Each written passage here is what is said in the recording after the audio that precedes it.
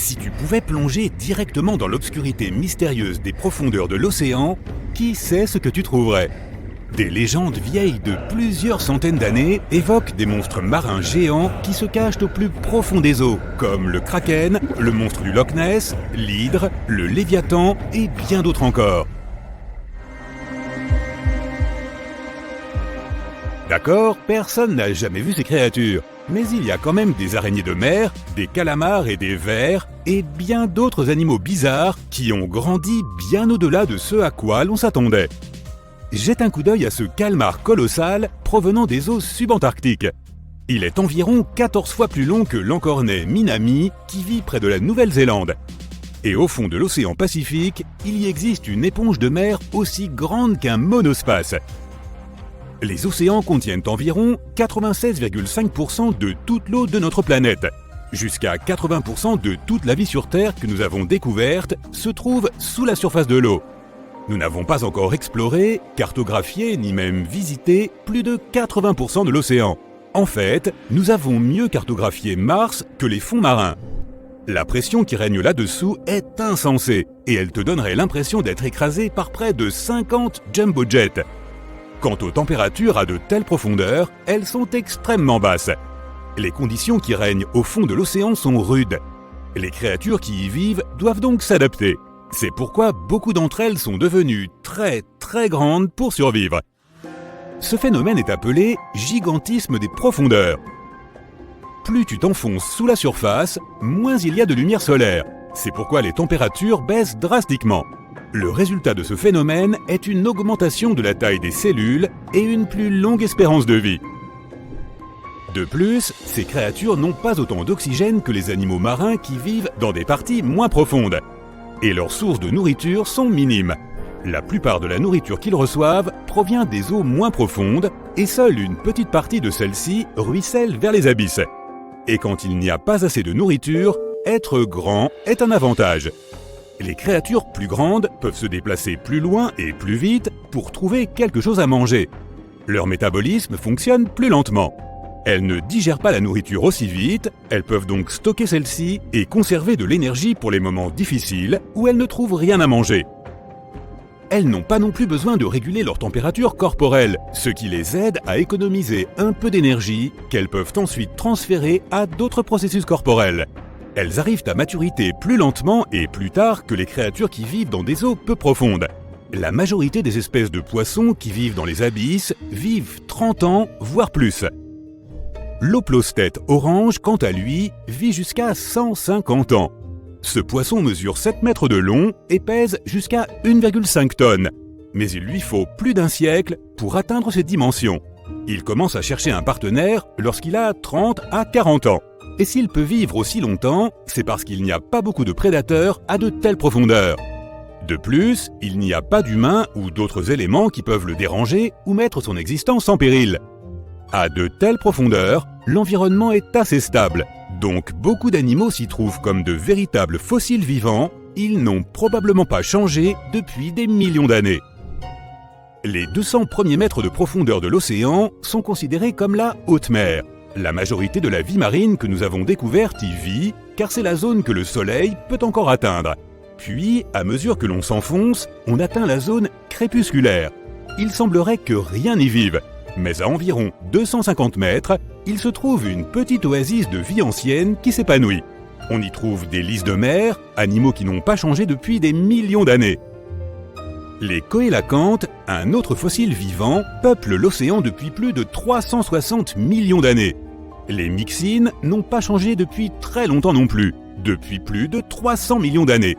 Cette créature vit à une profondeur de 1700 mètres.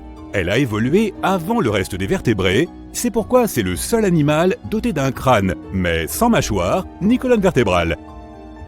Les créatures des profondeurs ne peuvent pas survivre dans les eaux peu profondes. Elles ont évolué pour vivre en profondeur sous une pression hydrostatique plus importante. Les humains et les autres organismes qui ont des espaces internes remplis de gaz seraient écrasés s'ils pouvaient aller à de telles profondeurs. C'est pourquoi les plongeurs en eau profonde doivent toujours porter des combinaisons spéciales conçues pour des environnements à haute pression, même s'ils ne vont pas très profond dans les zones où vivent ces géants. Toutefois, près de l'Antarctique, on peut assister à ce gigantisme bien plus près de la surface.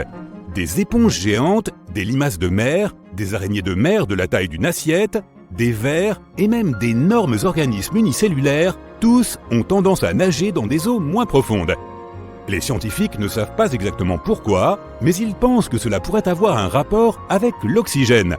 Les espèces géantes n'utilisent que très peu d'oxygène. Or, les eaux autour de l'Antarctique en sont assez riches, ce qui signifie qu'il n'y a pratiquement aucune limite à la croissance de ces animaux. Revenons aux créatures des profondeurs. Comme nous l'avons mentionné, elles ont dû s'adapter à une forte pression, si bien qu'elles n'ont presque pas d'espace rempli d'air dans leur corps. Elles sont principalement composées d'eau, et comme l'eau est incompressible, cela les aide à ne pas être affectées par une pression aussi élevée. Mais à cause de cela, si elles devaient remonter vers la surface, elles gonfleraient probablement, peut-être même jusqu'à l'explosion. Prenons le blobfish, poisson qui détient le titre d'animal le plus laid du monde. Il a l'air normal sous la surface, là où se trouve son habitat naturel. Mais lorsqu'il remonte à la surface, où la pression est 120 fois plus faible, il change de forme. Le blobfish n'a pas de squelette ni de muscles, alors sans pression élevée des profondeurs, il finit par être tout mou et tout flasque. Les sombres profondeurs océaniques ne sont pas seulement effrayantes à regarder, mais aussi à écouter. En 1997, des scientifiques essayaient de trouver des volcans sous-marins situés au large de la côte sud-américaine. Pendant leurs expéditions, ils ont enregistré l'un des bruits les plus forts jamais enregistrés, si fort que même des capteurs situés à plus de 4500 km de distance ont réussi à le capter. Ils l'ont plus tard appelé le bloop. Il leur a fallu 15 ans pour conclure que ce son provenait d'un tremblement de glace. C'est lorsque l'activité sismique brise le sol gelé. L'eau au fond de l'océan n'est pas toujours extrêmement froide. Il y a des évents hydrothermaux au fond de la mer et l'eau qui en sort peut atteindre les 400 degrés Celsius. Mais à de telles températures, la très forte pression, celle-là même qui t'écraserait, est ce qui empêche l'eau de bouillir. Des centaines d'espèces animales vivent près des évents hydrothermaux en eau profonde. Certaines d'entre elles, comme les vers tubulaires, ne ressemblent à rien de ce que nous avons vu auparavant. Ces vers absorbent les composés chimiques des fluides qui s'échappent des évents. C'est ainsi qu'ils nourrissent les bactéries qui y vivent. Et en retour, ces bactéries leur fournissent le carbone dont les vers tubulaires ont besoin pour survivre. 2/3 de toutes les espèces de corail découvertes par les scientifiques vivent dans des parties sombres, profondes et extrêmement froides de l'océan. Certaines vivent même à 5000 mètres de profondeur. Elles peuvent survivre à des températures aussi basses que -2 degrés Celsius. Certains de ces coraux d'eau froide ont plus de 8000 ans. Ils forment des structures étonnantes qui peuvent s'élever jusqu'à 35 mètres de haut. Les profondeurs ne sont pas seulement un monde mystérieux de créatures bizarres. Le paysage sous la surface océanique est aussi magnifique.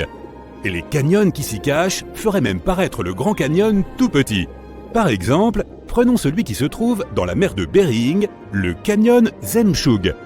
Son relief vertical a une profondeur de plus de 2600 mètres. Les plus hautes vagues océaniques ne sont pas celles que tu peux voir depuis le littoral. Elles se produisent sous la surface et on les appelle des vagues internes. Elles se produisent entre deux masses d'eau qui ont des densités différentes. Elles se déplacent à des vitesses de plusieurs milliers de kilomètres par heure et peuvent atteindre des hauteurs de 200 mètres. Au cours des 30 dernières années, les scientifiques ont fait une incroyable découverte d'une nouvelle créature vivant profondément sous la surface de l'océan. Le nom de cette créature est l'éponge harpe. Si tu te demandes pourquoi il a fallu tant de temps pour découvrir cet animal, il faut savoir qu'il vit généralement à une profondeur d'environ 3400 mètres sous la surface de l'océan. Cette espèce d'éponge a été découverte pour la première fois au large de la Californie grâce à un robot suffisamment solide pour explorer ces profondeurs extrêmes que l'océan a à offrir. C'est sans aucun doute une zone de la planète où même les créatures à l'apparence la plus bénigne peuvent être potentiellement dangereuses.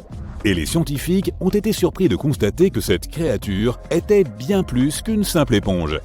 Cela peut sembler évident, mais l'éponge harpe a été baptisée ainsi parce que sa structure de base, appelée aube, a la même forme qu'une harpe. Chaque aube est composée d'une branche horizontale soutenant plusieurs branches verticales parallèles. Mais ne te laisse pas tromper par l'apparence fantaisiste et amusante de l'éponge harpe, ou par son joli nom. C'est un redoutable chasseur des profondeurs.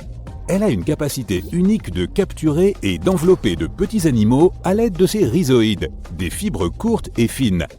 Grâce à elle, l'éponge harpe s'accroche au fond vaseux et mou de l'océan et attrape les minuscules créatures qui se retrouvent prises dans ses branches par les courants des profondeurs. D'autres créatures spongieuses se nourrissent souvent en prélevant des bactéries et des morceaux de matière organique de l'eau de mer et en les filtrant à travers leur corps. Mais pas notre éponge harpe. Au lieu de cela, elle attrape son futur repas avec de minuscules crochets barbelés qui recouvrent chacune de ses branches. L'éponge harpe a une préférence pour les petits crustacés comme les crabes, les écrevisses et les crevettes. Une fois qu'elle en tient un dans ses griffes, elle enveloppe l'animal d'une fine membrane avant de commencer à le digérer lentement. Les chercheurs pensent que l'éponge harpe utilise cette méthode d'alimentation car il n'y a pas assez de nutriments en profondeur. Cela rend l'alimentation traditionnelle par filtrage des particules moins efficace. Les recherches ont montré que cette créature est encore en train d'évoluer. Les premières éponges harpes que les chercheurs ont trouvées n'avaient que 2 aubes. Mais plus tard, les scientifiques ont découvert d'autres spécimens qui avaient 6 aubes. L'éponge harpe pourrait avoir évolué vers cette structure élaborée, ressemblant à un bougeoir, pour augmenter sa surface. En général, les éponges harpes atteignent une taille de 30 cm, mais les chercheurs en ont trouvé une qui en faisait le double. L'éponge harpe est aussi belle que rare. Tu vois ces petites boules blanches au sommet des branches ? Maintenant, pourquoi ne pas se pencher sur d'autres créatures qui vivent sous la zone photique des océans de la Terre ? Il s'agit de la zone située sous la surface de l'océan qui reçoit encore un peu de lumière du soleil. Grâce à cela, de nombreux organismes et créatures y prolifèrent. Tout animal vivant au-delà de cette zone est considéré comme une créature abyssale. Le ver Annelide Tomopteris est un ver segmenté que l'on trouve dans la zone crépusculaire de l'océan. Il s'agit de la zone qui se trouve entre 200 et 1000 mètres sous la surface. Ces créatures ne font souvent pas plus de 2,5 cm de long, mais les plus grandes d'entre elles peuvent mesurer jusqu'à 30 cm. Lorsqu'ils nagent et se nourrissent, ces vers effectuent ce que les chercheurs décrivent comme une incroyable danse. En effet, ils peuvent nager à grande vitesse et opérer très facilement des virages à des angles serrés. Lorsqu'on entend le mot « ver », on pense généralement au ver de terre commun. Il est donc intéressant de savoir qu'il existe un ver des profondeurs qui ne sort jamais de l'eau de toute sa vie. La plupart d'entre nous essaient d'éviter le contact avec les méduses échouées sur le sable ou celles qui nagent près de la surface. Mais tu ne risques pas de rencontrer la méduse Crossota, qui est aussi une créature abyssale. Cette magnifique méduse est généralement de couleur rouge rubis, orange vif ou violet électrique. C'est ce qui a permis aux chercheurs de réaliser qu'ils avaient trouvé une nouvelle espèce de méduse. La créature atteint une taille maximale de 2,5 cm de diamètre. Elle a des tentacules qui s'étendent dans toutes les directions. Si tu t'en approches, elle rassemblera tous ses tentacules vers son corps avant de s'éloigner rapidement à la nage pour éviter le danger. La méduse Crossota est extrêmement rare, tu ne la verras pas très souvent, et tu devras peut-être utiliser le robot de plongée profonde dont on a déjà parlé. Maintenant, si les vers et les méduses peuvent sembler tout à fait inoffensifs, ce n'est pas le cas du poisson vipère du Pacifique. Cette créature est équipée d'une très grande bouche, et ses dents en forme d'aiguille sont la clé de sa stratégie de chasse. Le poisson vipère du Pacifique vit à environ 1500 mètres sous la surface de l'océan. Mais il fait partie des nombreux animaux marins qui migrent chaque nuit des profondeurs vers des eaux moins profondes pour se nourrir. Et qu'y a-t-il au menu d'aujourd'hui ? Beaucoup de petits poissons et de crevettes. La créature peut mesurer jusqu'à 30 cm de long. Ses 2 crocs avant, qui se dressent sur sa mâchoire inférieure, juste devant ses yeux, sont particulièrement spectaculaires. Lorsque le poisson décroche sa mâchoire, sa bouche peut s'ouvrir assez largement pour engloutir de plus petits animaux. Et sa dentition forme une sorte de cage qui empêche toute fuite. Tu as déjà vu une créature sous-marine qui ressemble à une fraise ? Oui, ça existe. Regarde ces petits points sur le calmar fraise. Cette créature a un gros œil et un autre plus petit. On pourrait croire que c'est gênant et inconfortable, mais c'est en fait tout le contraire. Le grand œil gauche regarde vers le haut, il repère les ombres projetées par d'autres animaux dans les eaux peu éclairées au-dessus, et sa forme tubulaire l'aide à collecter autant de lumière que possible. De l'autre côté de la tête du calmar, tu peux voir son œil droit. Il est petit et regarde vers le bas. Cet œil recherche les flashs de bioluminescence produits par les animaux qui se cachent dans les eaux plus sombres en dessous. La bioluminescence désigne la production et l'émission de lumière par des organismes vivants. Au fait, ce calmar a un surnom. Il est connu sous le nom de calmar qui louche.